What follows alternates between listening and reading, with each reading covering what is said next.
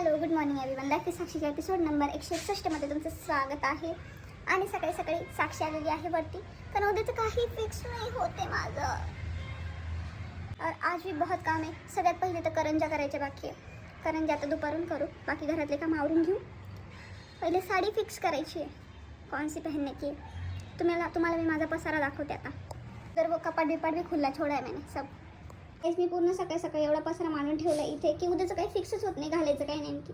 मतलब कोणती साडी नेसणे की हे नुसतं पूर्ण पसारा घातलाय मी. ते तिकडे पण आहे अजून, तो नाही दाखवत तुम्हाला, जाऊ दे. गाईज एवढी झोप घेऊन पण असं झोप येते, एवढी झोप येते, कामं करायची इच्छाच होत नाही मला. गाईज आम्ही पुन्हा एकदा चक्कर मारायला निघालो आहे. आज रात्र होणार नाही, पण आज रात्र नाही होणार.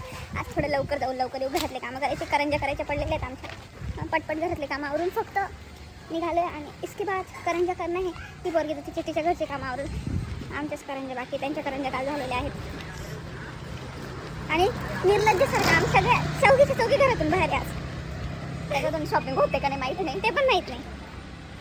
दररोज थोडी शॉपिंग करायला बाहेर निघतो आम्ही, माहिती का गाईस. तेव्हा आमच्या दोघं जण आहे का सांगून दिले लोक म्हणते.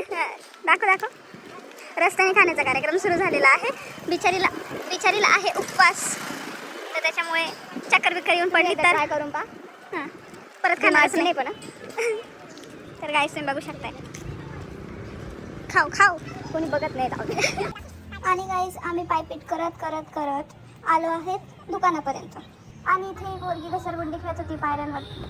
त्याने काय केलेलं नाही, फक्त गुंडा घुसले आमच्या मम्मीमध्ये.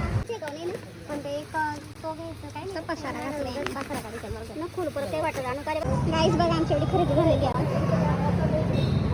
इथे माझ्या बहुत खर्च हुआ आज, बहुत.